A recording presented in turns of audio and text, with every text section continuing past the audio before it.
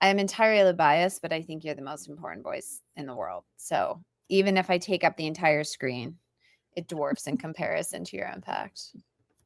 Well, I think that I'm a conduit for a very important message. Would you like to start with that? Well, we have an alternative to domination, and it's called partnership. And Tell- we actually, that alternative for our culture is deeply rooted in our past. And there are a lot of trends toward it. The women's movement globally, the children's rights movement, the environmental movement, the peace movement, the social and economic justice movements, they're, the anti racism movement, they're all challenging the same thing, a tradition of domination. So, what we have are these movements, on the one hand, without a frame, and then with a frame, we have the regression as a reaction to these movements that we're in right now globally, including the United States, the regression to what I call the domination end of the domination partnership social scale. So, my message is very simple. Um, not only do we have a better alternative, a more a survival oriented, a thriving oriented alternative, but unless we move in a partnership direction quickly, uh, look, we are interconnected not only globally by technologies of uh, transportation and communication, but by nuclear bombs, and more slowly by climate change. And the domination system is not adaptive, not adaptive. It cannot meet these challenges because it is based on fear, violence, in group versus out group thinking and acting. So that is my message. And as you know, I'm very passionate about it. Thank you. Riane. So, for quick context, Riane Eisler, as obviously I'm incredibly biased, and you heard me already sing her praises. Riane Eisler has published many, many books, hundreds of articles. She has been lauded as one of the most important voices of our time. And I really mean like of our time, like spanning many generations. And while here at the Land of Anne, we are committed to making sure that we center so many different kinds of voices, Riane carries the torch of a generation, of a specific life experience. And the way that she talks about it it's a very, not that it's unfamiliar, but it's an untraditional voice of somebody who is 94 years old, a Holocaust survivor, a social scientist, an author living in the fabulous tiny little corner of Northern California.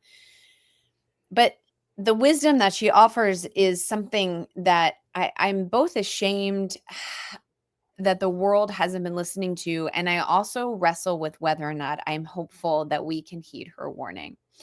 And Riane, my question for you as you talk about and lay out domination based structures, that it's very simple. There's only two spots in a domination based system, which is the state of the world. You're either the one with power or the one underneath the person who has power. You're either the boss, the employee, the parent, the child, the government, the elected official, the constituent.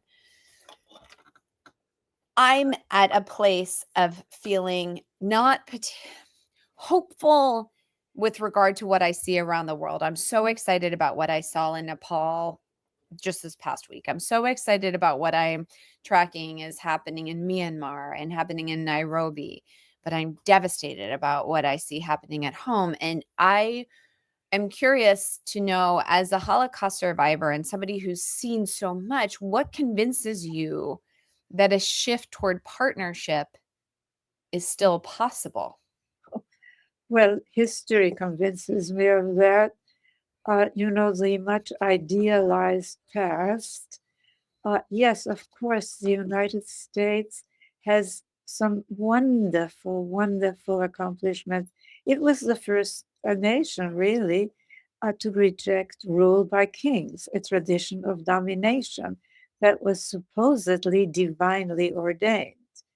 But we also had slavery, anti Semitism, which is a European tradition and now a global tradition. Uh, we had tarring and feathering, if you can believe that. I mean, really, any voice that spoke against domination was out. It was, we have to recognize that there are many, many traditions of domination, like the tarring and feathering, for example, that we inherited, that we've left some of them behind. Look at what's happened to the status of women and what the regression to domination really is singling out. Gender. There are only two genders, right? Men and women, nobody in between, even though there has been people in between since time immemorial. And yes, one is ranked over the other. Men and quote masculinity as defined by violence, by domination, uh, by fear imposing, right?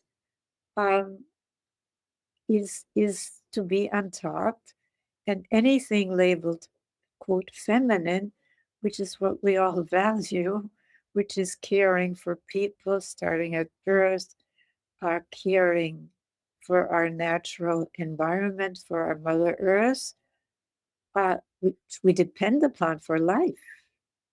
I mean, for life, really, that caring, don't we? But it's relegated to reproductive by both socialism and capitalism, which carried forward this awful distinction between, quote, reproductive and productive work. And that's part of GDP and GNP, isn't it? So that a tree on which we depend to breathe is only part of GMP and GDP when it's dead, when it's a log. And as for the work of caring for people in households, it's just reproductive, it's not included in GDP. So we have a lot of change, but we know that change is possible and transformative change is possible because for millennia, and the evidence is getting bigger and bigger, uh, we oriented more to partnership rather than domination. And yes, the alternative to patriarchy is not matriarchy, which never really existed. Partnership, starting with partnership between the two basic forms of humanity. That was inherent, and we need to recognize that as one of the four cornerstones identified by research of either domination or partnership systems. Riane, can we back up a little bit and can you give the audience some more examples about why and how GDP is an unhealthy, unproductive index measurement for the output or the production of a species? Well, what really is our most important and uniquely human work? And it's not, quote, feminine work. Caring is human work, as so many men are, young men, but also older men are saying, wait a minute, I can be caring. And not just for members of the in group, and certainly those on top in the in group, uh, but for others. And yet we are told so many stories like selfish genes were bad, right? Or, or again, original sin were bad, have to be rigidly controlled from the top, as in God fearing, at the same time that we talk about God being loving. I mean, these are not compatible messages. If you have to confuse respect with fear, uh, that is not loving. That maintains domination systems. So, going back to some of those ancient stories, and as we know, stories are the things that can both prop up societies, systems, behaviors, habits, particularly dangerous ones. But you've written a lot about some of those ancient stories, and I want to pull some. I'm going to sound like an idiot here because I can only follow them really in the context of like sitting next to you. But in the Iliad and the Odyssey, female figures have been historically or are historically cast as villains or disposable slaves. And then you have those same kinds of examples in modern day content like the Game of Thrones or the Helen of Troy is blamed again. But why do civilizations or why have they so often begin their myths with the devaluation of women? Like, who started that? Who started that? Well, and we really Who have, do I have to blame? no, you're not going to blame them, at least not in my worldview, because shifting from domination to partnership is not a matter of blame or shame. It is, as I said, a matter of surviving and thriving. None of us really thrive in domination systems. Even those on top, they're constantly afraid that somebody's going to dislodge them, right? I mean, nobody is, and there are hierarchies, my goodness. Again, we don't want to throw out the baby with the bathwater. Uh, we have to understand. I had to coin new phrases, hierarchies of domination. We all know those. You do as I say, it's power over, or you're going to be punished, even by death, like by starvation, by torture, whatever, depending on how rigid the domination system is. So that is one possibility, certainly. But there are also hierarchies of actualization, and we're hearing a lot about them, like servant leadership. Um, where does that come from?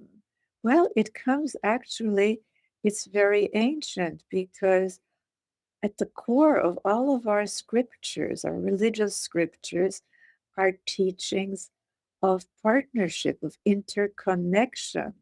Think about it for a moment. If you will, feminine teachings of caring, do unto others as you would have them do unto you, right?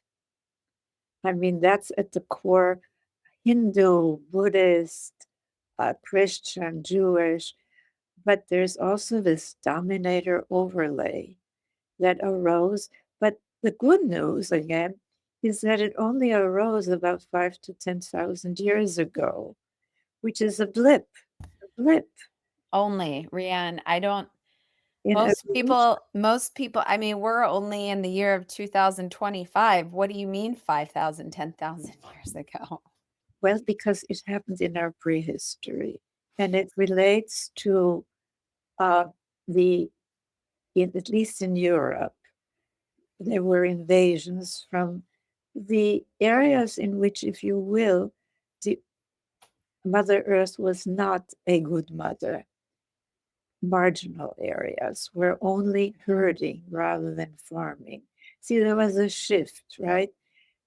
Technologically, from foraging, from gathering, hunting. And I say gathering hunting because we know, despite the dioramas in museums, which are all, male, that women did a lot of the gathering, and therefore we also know that most of the calories consumed were from gathering, not from hunting. But we also know that women were hunters, by the way, even pregnant women. Think Of about it. course. Yep.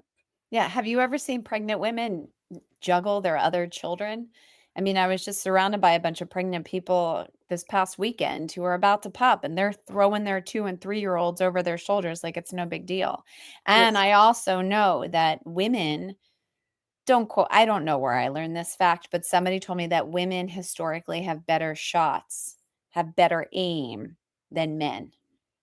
Well, I I don't know that that is or is not true that we excelled at this, but I do know that there was much more partnership rather than domination. Yeah, there isn't the either or of women gathered, men hunted. That's So right. Well, that's a crazy dominator myth, you know, and it's been perpetuated by our museums, by our stories, by our narratives, by our language. But um, we can change. We have changed. I personally have also changed. There was a time in my life when I just accepted the status quo. And believe me, in the 50s, when I when I first married, tried desperately to fit into the little woman, right? The archetype of that time, a dominator archetype, the little woman behind the great man. Um, I did become an attorney, which you forgot to mention. I'm sorry. It's okay. And I worked for an entertainment law firm in Beverly Hills after I graduated from UCLA Law School. Um, and uh, the head honcho of that firm called me into his office one day to compliment me, quote unquote. And he said, and he meant it as a compliment, and I took it as a compliment. You don't think like a woman. And, that's an insult. Yeah, of course. But both of us, me included, took it as a compliment. That's how baked in this ranking of the male form over the female form is in our culture.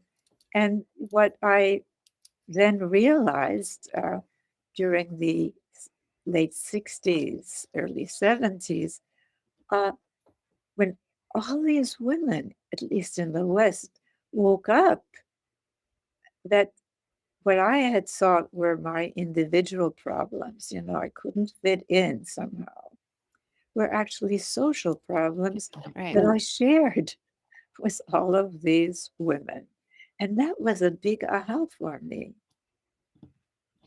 Riane, we talk a lot. I know that we have our own personal conversations about the things that I'm facing as a woman at this time in my life. And even for those of you who are watching, before we started, I said to Riane, hold on one second, I have to go rotate the laundry.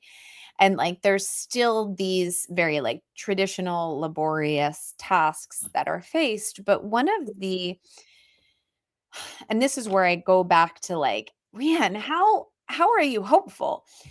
But in the past, even just the past week and a half, the domination structure through which so much of the United States is processing itself and processing the headline news that there's elected officials who know better than the people on the streets, that your husband or your religion or your faith knows better than your current intuition, that um, in my desperation to be in a partnership oriented personal relationship, I feel like I'm most partnered with the women of my age at this specific life experience that I sit and not the men. I still feel like there's this like having to help men see or having to help women see their capacity or how the rest of the world has impacted the way that they think.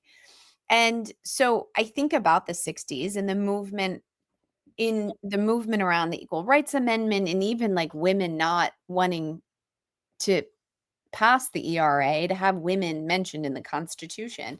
It just feels like I'm so I don't know. I don't know the question that I'm asking, but I still feel like there's so much waking up that we all have to do. Well, it is a waking up from the domination trance, isn't it? It would be much easier to stay asleep. I actually feel that way. Particularly as like a privileged woman with resource, it's much easier to stay asleep. Yes, in the short term, to stay afraid, to stay asleep, is easier. But in the long term, it's suicidal. Look, as I said earlier, the domination systems are not capable of meeting the unprecedented global interconnection, the challenges of nuclear weaponry, the challenge of climate change. I mean, only denial, and you're quite right, denial is much easier, but denial is also comes out of trauma, doesn't it? We're having a summit, as you know. Peace begins at home. And we have not paid attention in our public discourse enough to what neuroscience tells us, for goodness sakes, that we all should know by now, because psychologists have been saying it for ages. Our early experiences shape, well, neurologists tell us, neuroscience tells us, it shapes nothing less than our brain, the structure of our brain, because we are not born with fully formed brains. Most people don't think of that. Most people don't connect the dots. And we have, because we're not taught to do that. I mean, look at our conventional categories. They have nothing whatsoever, right, left, religious, secular, Eastern, Western, Northern, Southern, capitalist, socialist. They don't include gender. They don't include family and childhood as a really important part of social systems. So, anyway, we're having this summit called Peace Begins at Home, and you can find out about it at a website at www.peacebeginsathome.summit. And please put in summit.org. Peace Begins at Home Summit. We're gonna drop the link in the chat so that everybody can attend. Um, and we'll also be streaming it here as well, so that people can ask Riane live questions. And a friendly reminder that those of you in chat, and I see Daber Gold is already here participating and mentioning that every student in the world needs to hear this. Riane, if I could ask you to start a little bit further back and like the 101, where did that like prehistory versus history transition happen? What happened when some of the religions and the stories started to devalue women, recognizing that it was the hunter gatherer, that there was like this cusp where we started looking at caretaking as primarily feminine, when for prehistory, and I want to recognize that prehistory includes like 100,000 years before Millennia, actually. millennia, that there's so much time before 2025 when the clock started around Christ's birth or death. Shoot, I actually don't remember which one it was, Rian. But can you tell us about where that shift has happened and how what's happened over the past 3,000 years has capitalized so much on caretaking and women?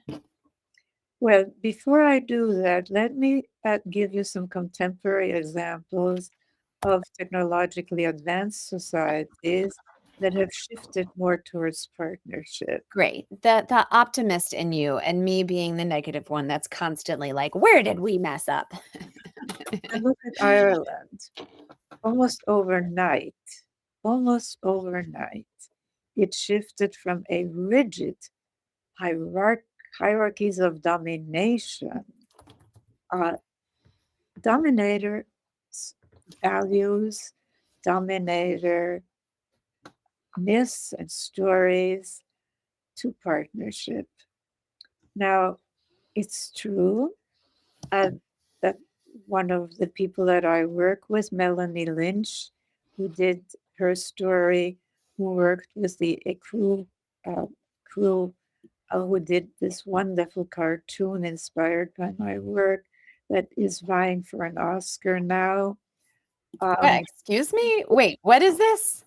Say uh, it again. it's called the cartoon is called, I think, A Crew. But I honestly, at 94, I have to admit that I forget things. You're allowed to, but let me see if I can find it. But Okay, go ahead, keep going. if you look at Ireland, you see the shift from domination to partnership, and yes, to understanding the importance of family violence, of what we called domestic violence, right? And that immediately downgrades it, doesn't it? It's less important. You know, I'm going to ramble a bit, but did you know that Putin, who is a dictator, an authoritarian, who invaded violently the Ukraine, right? Some 2.5 years ago, he downgraded the certain forms of family violence from a criminal offense to just an administrative offense. Now, why would he do that if he didn't see the links that we're bringing out in the part, Peace Begins at Home Summit, the link between a rigidly male dominated, often violent, punitive, authoritarian family and that kind of a state. Because what do we learn when care is devalued? We not only learn that, we also learn that care is to be done for free by a woman in a male controlled household. Both Smith and Marx believed that, and they perpetuated it with their calling one that work, if it's in households, if it's not in the market, it's reproductive and it's not part of our GDP or GNP. I mean, think about it. What does it really tell us? It tells us that difference is not valued, right? And not coincidentally, as part of the regression, we see an attack on anything that values difference. I mean, you have to learn to connect the dots. And to do that, you really need a frame. And it's the domination partnership scale frame. How do you what is the role? So if let me repeat back to you what I think you're what I believe I'm hearing is that over centuries and millennia, there has been a shift from the natural tendency of humans to take care of each other. That's That right. that is that everyone has the capacity to caretake, the desire to take care of, because innately we want to be taken care of too, to love and be loved. And over time, that became compartmentalized and pushed toward this feminine framework and was shunned. And there was language even in my lifetime in childhood, like don't throw like a girl, don't cry like a girl, becoming a teacher, becoming a nurse were all feminine oriented practices, Helper professions.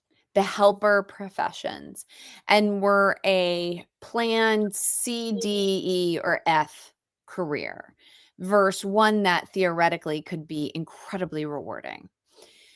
But that's an inherited framework of many, many thousands of years that propped up capitalism, and capitalism being an extractive economic model. You look at a tree and you value it based on how much lumber you can get from it and then how much you can sell that lumber for at Home Depot. So you look at a tree and say, I can get 10 2x4s out of it and sell them each for $2. So that tree has the value of $20 to me. But we haven't gone beyond the framing of the value of the tree. There's the quantity of shade that provides to decrease the temperature on the planet. We don't do a very good job of calculating the amount of oxygen that it puts into the universe.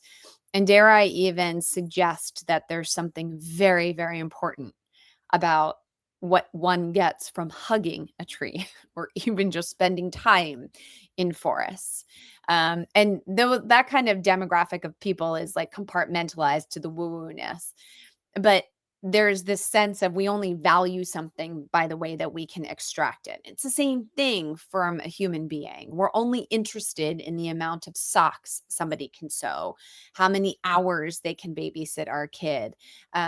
And as a consequence, capitalism is built on extraction. And the most valuable extraction model is that of caretaking, because that's the generational dependency. Like that's a thing that's always going to have to be consumed and consumed and consumed and consumed. Whereas over time, books don't need to be printed as much. You can't rely on books, or you don't need to rely on, I don't know, like locomotive steam engines. Like, I don't know. I'm making these things up. But the thing that has been universally true across generations through humankind has been the need to take care of. And it will always be true in the future.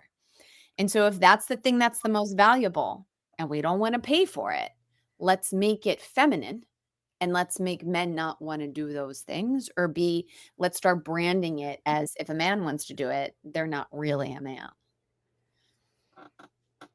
Am I a good student? Did I get an A? You get an A. Absolutely. Absolutely get an A. You know, there are so many men that are today rejecting that a lot. stereotype.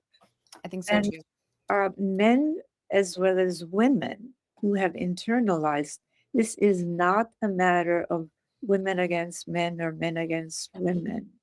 I mean, I keep repeating that because even the term feminism and matriarchy, they're exclusive. Now, we needed those terms. I'm a feminist. We needed those terms in order to have our identity, if you will, valued. And there has been a growth of women in leadership positions worldwide, which is certainly a good sign. You know, I mean, the conflict really for our future is not between capitalism or socialism. When you were talking about capitalism, I kept thinking domination economics because look, it goes back to a Chinese emperor, to an Arab sheikh, to an Indian pasha, uh, to a feudal lord. I mean, what is neoliberalism? Let's talk about that. Okay, It's go neither for it. new nor liberal. We know that. It is really what is trickle down. It's trickle down economics, right? And what is that? It's a return to the most recent iteration of pure domination economics to feudalism, isn't it? Where those on the bottom are to literally content themselves with the scraps falling from the opulent tables of those on top. And remember, there are hierarchies, but power is not in partnership systems equated with power over. It is power with, but it is also, and we hear less about that today because we're hearing a lot about power with. it is also power too. We are uniquely creative as a species. I mean, so much so, there are other species that are tool makers, for example, but tool users, crows, for example, are very bright. they they actually don't make tools, but they use tools. But our creativity, just about everything, and I don't just mean the desk behind me or the computer in front of me or the books on my shelf or the ability to take photos like I have my family all over me. They're all human creations, and so are our cultures. We are creators of our cultures. And if we just identify and fear those on top economically, starting in families, why do you think that you have these so-called Christian, which are not Christian, parenting guides that tell you that you have to train your baby to realize that the parent's will is law? Mm. Why do you think that? I mean, it all is, you have to learn to connect the dots. Riane, today we did a few hours. Oh, you're gonna love this. This whole week, um, we have been hosting conversations here on Twitch with um, young activists around the world. Today, we had a conversation with Abdul Rahman from Iraq, um, Baskil from Tunisia, Aceh from Cameroon, and Saji from Sri Lanka. And yesterday, we had a conversation with somebody from Nairobi, Algeria, Germany. The day before, I mean, like, people are calling in. Uh-oh, speaking of youth, I hear my children have just arrived. They're absolutely gonna bust through, so just bear with me as I shush them away. But we have had conversations with young people who are activists in their own country, and their frustration, I mean, anger around the silencing of the youth voice, whether it's at the United Nations, the African Union, the European Union, that there's this desperation for young people to be heard differently. And I think young people are rising up differently. But you see it in Nepal Nepal just overthrew its government and put a female prime minister in place in all of a matter of 3 days. And that was led by young people.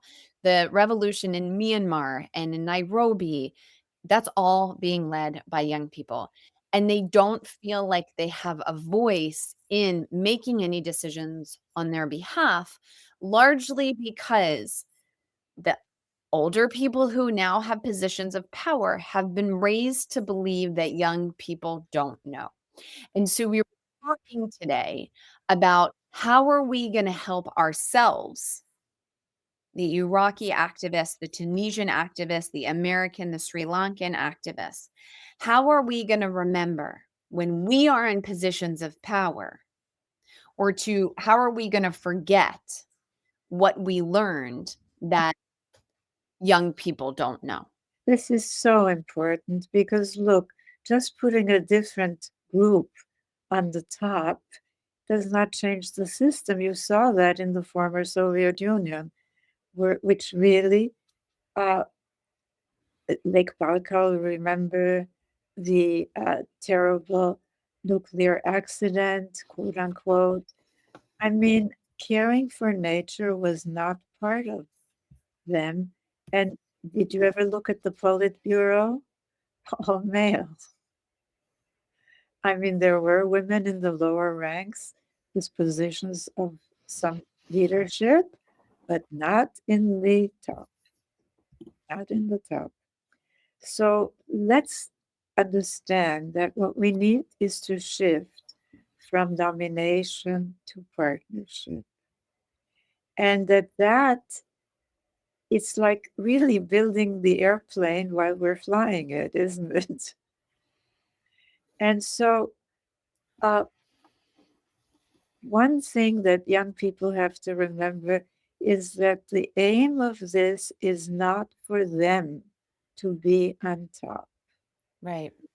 whether it's their ethnicity or their race or their gender, doesn't matter. Uh, but we also have to remember something else. These are traditions of domination, which really takes me to the research on four cornerstones, because we tend to want to put out the fires that are constantly being caused by domination systems. Domination systems are trauma factories, starting in families, continuing in society and education and economics, politics. I mean, it is just, we maintain the system by only doing that. Really, we are maintaining the system. We have to also, at the same time, focus on root causes. Root causes. One of them I've already mentioned is childhood and family.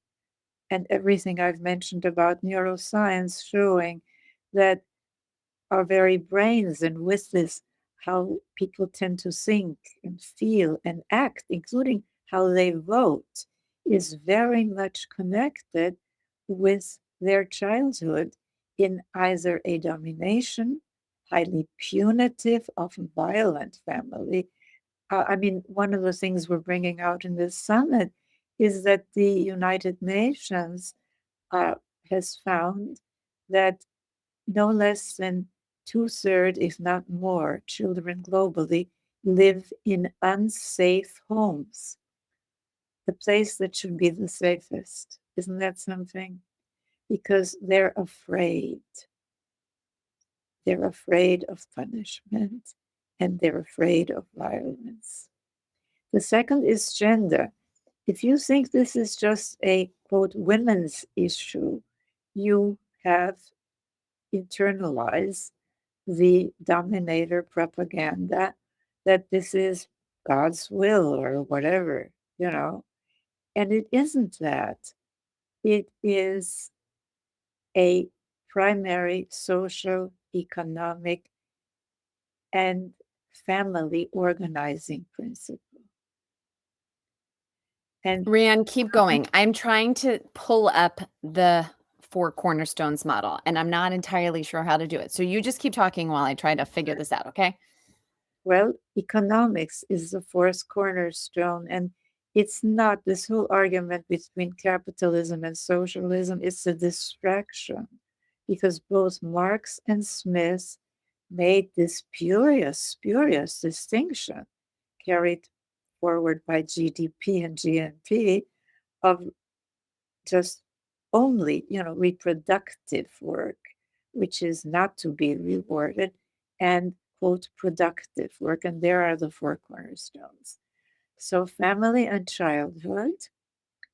And yes, partnerism values the work of caring. Gender roles and relations. I don't know why it only uh, talks about relations.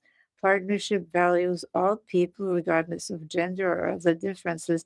What it really should say, a partnership, well, it does that. It values all people, regarding of, I mean, difference is not automatically equated with either superiority or inferiority, with either dominating or being dominated, with either being served and serving, beginning with the difference in form between male and female. It's that simple, isn't it? I mean, this is basic. And of course, economic relations, partnerism recognizes that the real wealth of our world consists of the contributions of people and of nature, and they're all connected. So, narratives and language is the fourth cornerstone. We can all change our narratives. We can all re examine our narratives. I'm still doing that. I'm working with Melanie Lynch on, oh well, that was a big thing, of really showing that in the conventional thing, the household economy, the natural economy, and the uh, unpaid community economy are not considered, right? Only the market economy, the government economy, and to some extent the legal economy is part of GDP. I mean, think about that. Do we, and there's nothing in what Marx and Smith wrote about caring for nature, and as for caring for people, starting at birth was to be performed for free, as was the norm of their time by a woman in a male controlled household. This is a dominator norm. Okay? So thank you for putting that up. You're welcome. I'm actually very excited that I can do this now. And now I'm just going to click on images. Look at all these things that I'm just going to click on Riane Eisler images from the World Wide Web. Okay. Watch. Look, these are all of her books. And they're not all of my books. And they're not all of them. But it is The Chalice and the Blade, The Real Wealth of Nations, Sacred Pleasure. This is why I say she is the most important voice. Well, The Real Wealth of Nations is really a very important book because the subtitle of it is Creating a Caring Economics. Riane, can you talk about the countries that have embraced that economic opportunity? Oh, well, look, I mean, another example of countries that have shifted to the partnership side are Nordic nations like Finland, like Sweden, like Norway, Denmark. They have more caring policies. And yes, it is interconnected with the fact that women are in them not only heads of state, but 40 to 50% of the national legislatures. And it's not that women are better than men, but it's that, well, first of all, as the status of women rises, so also does the status of those qualities that are considered feminine, right? Like caring. So they have universal health care. They have very, very, oh my goodness, look at me. Look how cute she is. There I am. And that is the first cover of The Chalice and the Blade. It's gone over 3 covers, and if you buy a new edition, and I don't know how you do that on Amazon, I have no idea how, but just tell them you want a new edition because that 56th or 57th printing has the has a new Is this it? yeah, but it's this cover. But actually, you have to get something that is a new edition Okay. because it has an epilogue taking us to Oh, our yeah. frontiers. So, and as I said, this is a reaction to all the movements moving us, organized social movements that have accelerated over the past 300 years as the disequilibrium caused by the Industrial Revolution going into high gear. I mean, I draw very heavily from chaos theory, from nonlinear dynamics, from self-organizing theory, which and my method of analysis is called the study of relational dynamics. And it not only focuses on what kind of relationships does a particular system support or inhibit, but also what is the relationship between the major elements of the system. And of course, childhood and family, gender roles and relations, economics, story and language, and yes, violence. Or isn't it strange that we don't even have a word? Non-violence is the closest we come, and it includes violence. You know, it was interesting. So, one of the things that we're going to do in the exploring of this new world order, because you know that we're like, I'm not so secretly trying to build a new infrastructure for the future, whatever that looks like. I'm not interested in replacing the new UN. And I think there's some parts of the UN that have been helpful that we might want to evolve. And I think there's some systems within those global frameworks that are not helpful, not just like redundant, but like actively non helpful.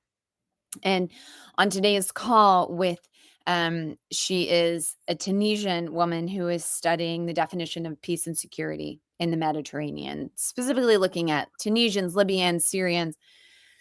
And one of the ideas was, can we bring a coalition of people together to meet annually to reconsider language?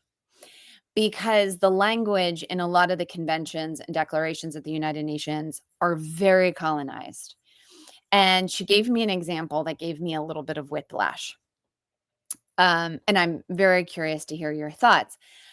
But we were talking about language, and she kept saying, she's a fluent Arabic speaker, obviously. And she kept saying, I have 24 words to describe a friendship, a friend. And you only have one word, friend. You have like an acquaintance, friend, romantic lover. Like there's a couple of words, but I have 20 different words to describe a friend. In Arabic, it's a much more ancient language. And so we were talking about how to decolonize a lot of the conventions and moving forward, again, like the adjustments to these kinds of documents, of which I'm like, oh, I think we can just move on from some of them.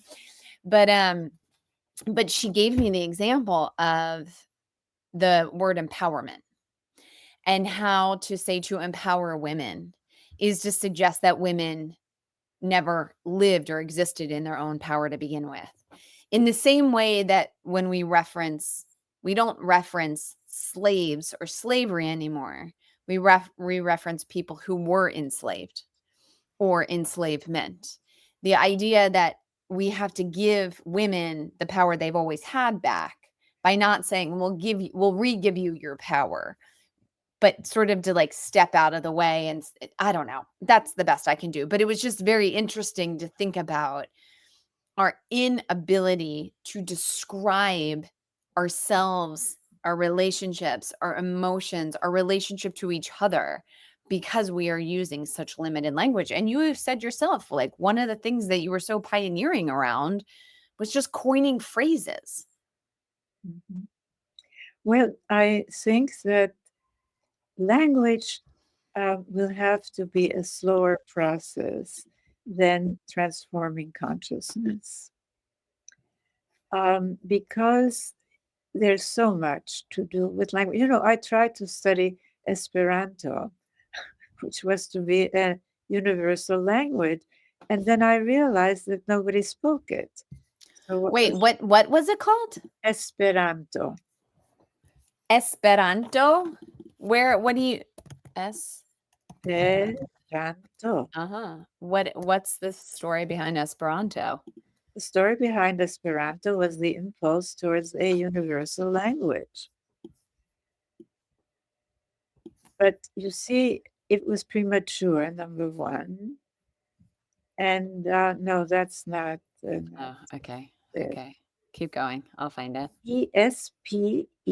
Or ANTO. Esperanto. Okay, keep going. Must be somewhere. But it's pointless because Finnish, for example, doesn't have a word for he and she. It's Is that just true? human, yes? And that's what we are trying to move toward with he or she, or he, or she/he, or they. But language is going to be something that will take time. Consciousness can happen overnight. It's like the boxes shifting in the head, isn't it? And that's what happened to me. I mean, I'm a good example of yes, transformation is possible. Does that look right? Esperanto as a glance, yes. But why was this so critical? Because it took the gender away from?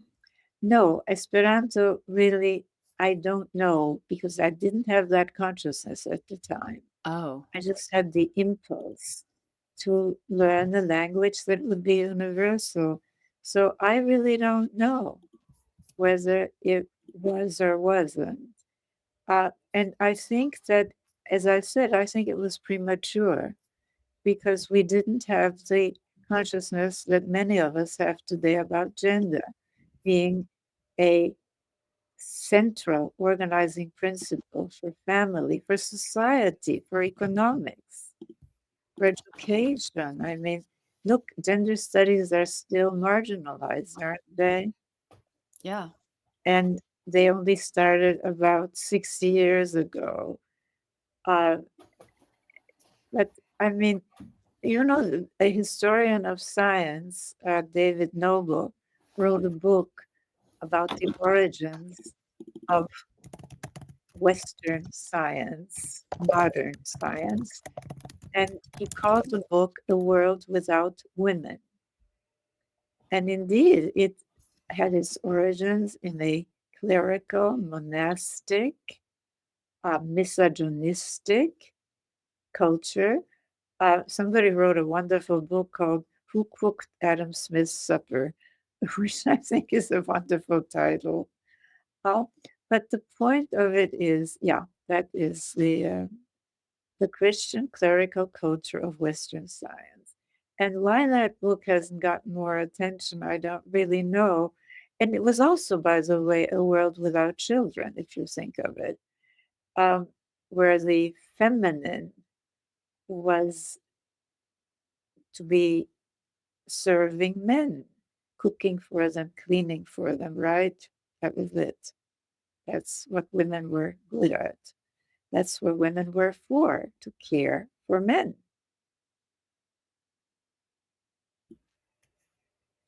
So, anyway, there's a lot to disentangle, but it's fascinating.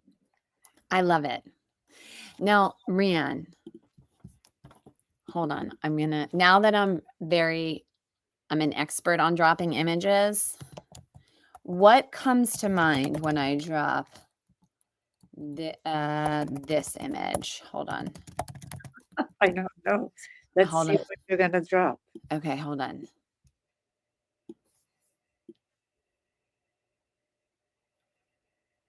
Oh, the Da Vinci Code. Well, he claims, and of course he did, that he was very influenced by the Chalice and Divide. Uh, but it has to be fantasy. And it doesn't actually, because it is reality. Well, okay, so this is long before I knew you, and this is long before I knew the Chalice and the Blade. But is it fantasy or is there truth to it? Well, there is truth to it. Look, Chinese archaeologists just discovered it, and it was in the Wall Street Journal, I think, um, an ancient prehistoric society that was matrilineal and that was more equal. I mean, there are all these findings, but you know, they come at us in bits and pieces, and we don't have the frame. Oh, this was a pre domination, prehistoric society. Because matrilineal does not mean matriarchal. And the equality means that it was more partnership oriented. That's all. So again, this is not a question of women against men or men against women. It is really our choice. Are you talking about yeah, this must be it. Are you talking about June 2025, women likely ruled in Stone Age China? That one? Yeah, but you see, again, women likely ruled. And that's not true. Women have women having women have power does not mean the same as women ruled. And I will repeat that.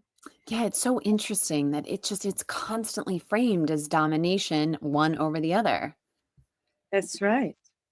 And no wonder you have these guys who say, "What? I don't want to be subordinate," because all they can think of is, "Oh, well, as I said, the alternative to patriarchy is not matriarchy. Never was. Correct. It's partnership."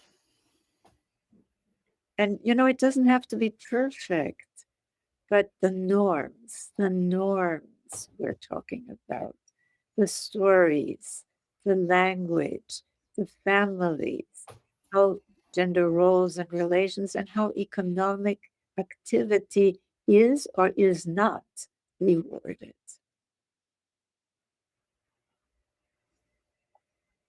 On that note, Riane, it's Wait, been I an hour and 5 minutes. And I want to be respectful of your time. Riane Eisler, as you've seen, all I do is spend time bragging about her. I have always had an intuitive hunch that Dan Brown's content was fact, and some of the greatest activists we have always had this running joke. And who knew? And obviously, the research and the woman behind so many of those stories is Riane Eisler. Dan has a new book out called The Secrets of Secrets that admittedly is my first book that I'm reading for pleasure in like a decade, because I'm a martyr in constant academic work. But Riane has a summit coming up on October 29th. We're going to drop the link to the summit in the show notes. Riane is going to be a frequent guest on the Land of Anne. And thank you so much for everybody's comments throughout this conversation, and whatever we can do to lift up this 94-year-old brilliant heart, accompanied by such a complex mind, we are committed to doing. So, Riane, I love you. Thank you so much for continuing to show up always generously. We'll see you on the 29th, but we will also see you before then. Um, until then, thank you. Blessings. Happy New Year. It's a pleasure to be with you, and Shana Tova. Tova to you Happy too. New Year. Yes, it is the Jewish New Year.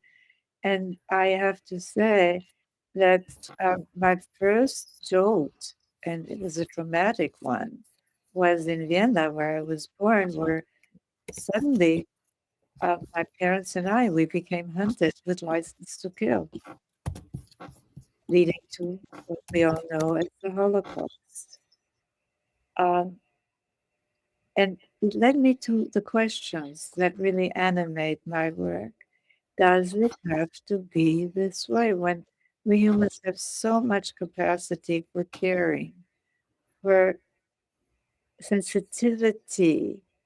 Uh, why has there been so much uncaring, so much cruelty, so much violence? Is it inevitable or is it an alternative?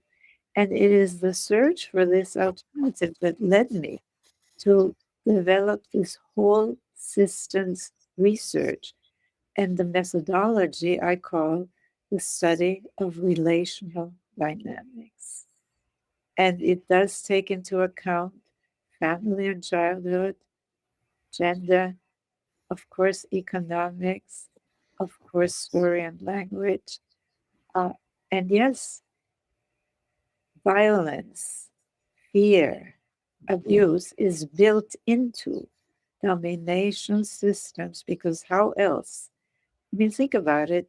How else can you maintain hierarchies of domination rather than having what you also have in partnership societies? Because you have, parents and teachers and leaders and managers, hierarchies of actualization.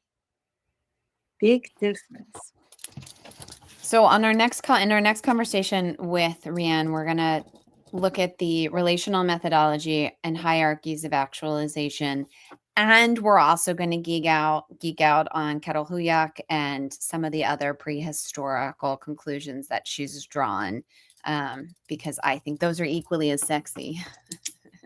Well, it's very interesting. So many books are writing about Kettle-Huyak, and so many books fail to mention gender. But you haven't. Right. Okay, Riane Eisler, we will see you, I believe, next week. If not next week, then the week after, but a lot more to come from you. Blessings. We love you. We are eternally grateful. Thank you. And it's a pleasure being with you. Bye, Riane. Bye.